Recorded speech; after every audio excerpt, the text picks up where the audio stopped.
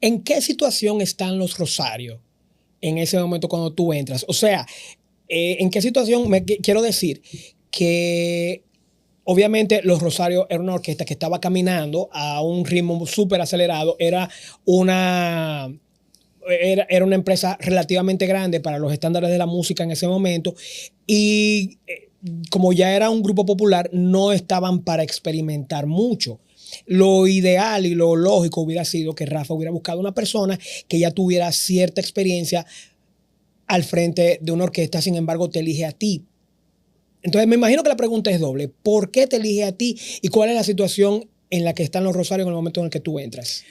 Mira, yo entiendo que en el momento que yo entré porque Luisín Martí, que era el manager, que hizo un excelente trabajo y que siempre fue un muchacho con no tenía la experiencia que tiene ahora, pero era un muchacho con mucho talento y que hacía ya muchas cosas, conocía mucho el negocio, pero Luisín iba a salir del grupo porque se fundó el grupo Mío para esa época de Diómedes. Okay.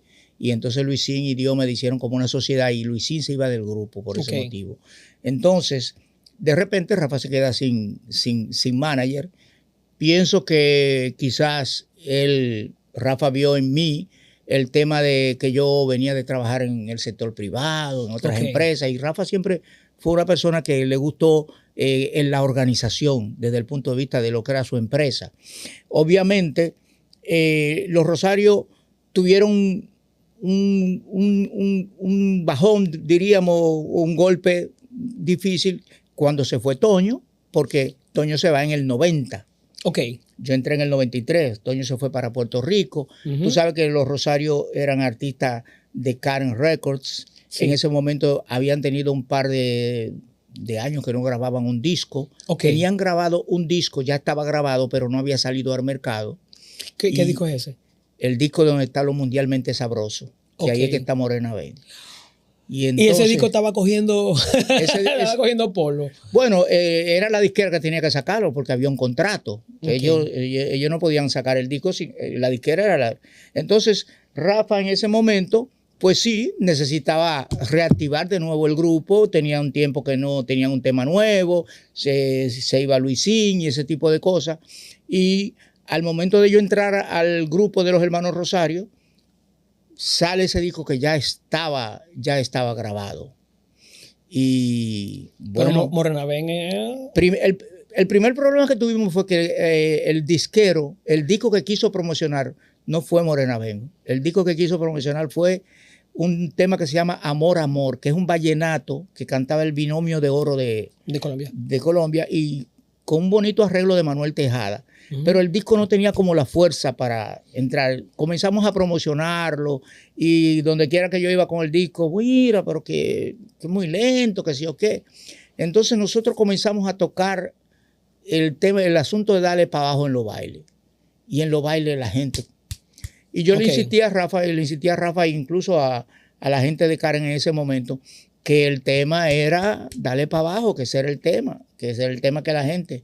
Hasta que cuando se salió ese tema, eso se convirtió en un gran éxito. Hizo lo que hizo. Y por ahí arrancó la cosa de nuevo, gracias a Dios. ¿Ese es el momento más difícil que tú has tenido con los Rosarios? No. Para mí uno de los momentos más difíciles fue el momento del rompimiento con Bienvenido en el 2002. Nosotros pasamos como 5 o 6 años sin poder sacar un disco y fueron tiempos muy difíciles porque era un momento en que... el grupo ya, tú sabes, con todo el historial que tenía, con el repertorio, pero tú sabes que la competencia en este negocio de la música es cada día, cada momento. Entonces, si bien es cierto que ya los Rosarios para esa fecha eran un grupo con un repertorio, un historial que venía creciendo, pero de repente tú pasar tanto tiempo sin poder sacar un disco nuevo, sin disquera y encima de eso con un problema, un litigio con el disquero, pues eso nos dio mucho trastorno, de verdad. ¿Tú quieres hacer el cuento que me hiciste en privado acerca de la renovación del contrato de los Rosarios? ¿O eso es un tema sensible para hablarlo? No, yo te puedo decir realmente, yo te puedo decir que Nosotros, cuando yo entré a Los Rosarios tenían que sacar un disco, que fue el disco que ya estaba hecho. Fue el disco, se llama Lo Mundialmente Sabroso. Ese disco estaba funcionando a la perfección. Ahora, ya el contrato se había vencido en ese trayecto. Al momento de renovar ese contrato, obviamente lo que se estilaba en ese momento eran sumas que no eran realmente justas en términos de compensación para el artista, por la cantidad de discos que se vendían y por el impacto que el artista tenía vendiendo discos. Entonces, yo leí el contrato que los hermanos Rosario habían firmado anteriormente.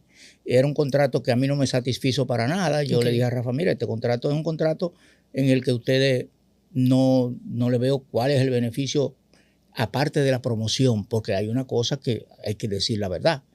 En el momento que tú estás firmado por una disquera, tú tienes todo un equipo de promoción a tu servicio.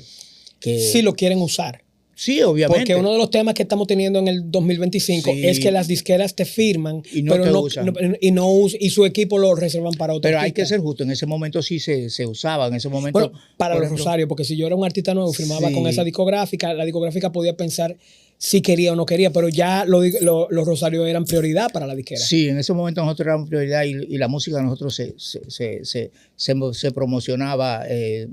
Oficinas en Venezuela, en Miami, en Colombia, en España, en Puerto Rico, aquí.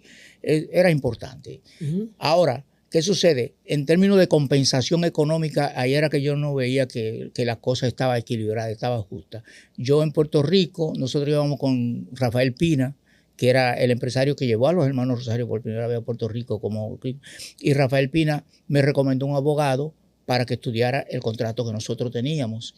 Y yo fui con Rafael Pina, donde el licenciado Edgardo Canales, que realmente leyó el contrato, lo estudió y dijo, bueno, mira, este contrato realmente hay que rehacerlo, no es un contrato que le convenga a ustedes, realmente ustedes pueden tener una mejor compensación económica que lo que yo veo aquí. Y entonces hablamos con el disquero, con Bienvenido, y dijimos, nosotros sí estamos en disposición de renovar el contrato, pero tenemos un abogado. Él me dijo, díganle a su disquero que el abogado del disquero hable conmigo, yo voy a redactarle un contrato, lo discutimos, y entonces se hizo así. Y una de las cláusulas que nos favoreció mucho para nosotros poder tener un poco de respiro en la parte de estar amarrado a un contrato, fue que se puso una cláusula que establecía que cualquier divergencia entre el disquero y el artista debía ser debatida en los tribunales del Estado Libre Asociado de Puerto Rico. Y ahí realmente eso fue lo que posibilitó que cuando hubo algún problema con ese contrato que se firmó de nuevo, fuéramos a Puerto Rico. Porque los tribunales dominicanos le tenían miedo a... Bueno, aquí en la República Dominicana, lo primero que aquí en la República Dominicana no hay muchos abogados que sepan mucho de las leyes del entretenimiento, tú sabes, aquí no se sabe mucho de eso. Digo, ya hay. En aquella época, sí, ya hay una serie de muchachos nuevos. Yo te estoy hablando del 2002. Han pasado 23 años, hay ahora una serie de muchachos nuevos, pero no son muchos, ¿eh? No son muchos. Son 2 o 3, no pero peor.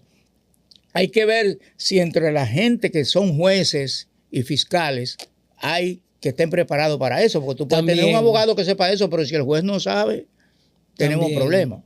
Entonces, eso fue lo que posibilitó que ya posteriormente, cuando el contrato fue violentado, entonces nosotros pudimos reclamar y llevamos eso a un juicio en Puerto Rico, donde nos dieron la libertad, se rescindió el contrato.